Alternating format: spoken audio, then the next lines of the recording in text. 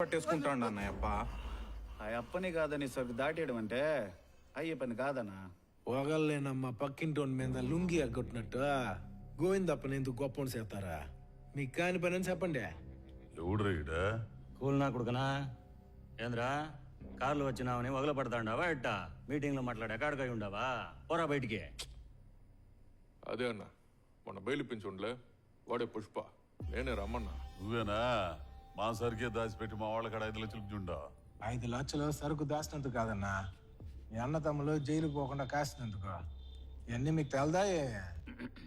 పోలీసుల కాడ దెబ్బలు తిండే దాంట్లో ఏ ఉండదు, కానీ ఓలికి సిక్కుకుండా సరుకు దాటించేంత మొగాని అయితే మాట్లాడు. దాటిచ్చే దానికి మగతనం గాడికి దేనికి ఉపాయం ఉండాలి కానీ. ఆ? అవునా? మన వాళ్ళు ఏంది నా చేసేదే? సరుకు మీద టమాటాలు పచ్చకాయలు కప్పుతా అంటారు, కాయ అయితే దొంగ కనిపిస్తుంది.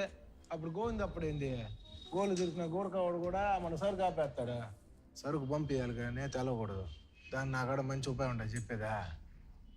సర్కేట పంపాలని న్యూస్ చెప్తా ఉండవా? రేయ్ చెప్పొచ్చా చూడ. ఆడ ఎర్రని వేసుకొని కూర్చొని ఉండదు చూడు ఆయమ్మే. పిచ్చు కూస్తే గానే పాలు పోయినని కూర్చొని ఉండదే. ఎంత పెద్ద పని పెట్టుకుని ఏందిరా పిచ్చుకోలా? ఎవతురా పిచ్చిదే? నా బిడ్డనే అబ్బా. ఎవ్వరి మాట ఏందో, నా మాట అస్సలిందో. మా అమ్మ పేరు పెట్టుకున్నాం కదా, అన్నీ మా అమ్మ అలవాట్లే వచ్చి ఉండాయి.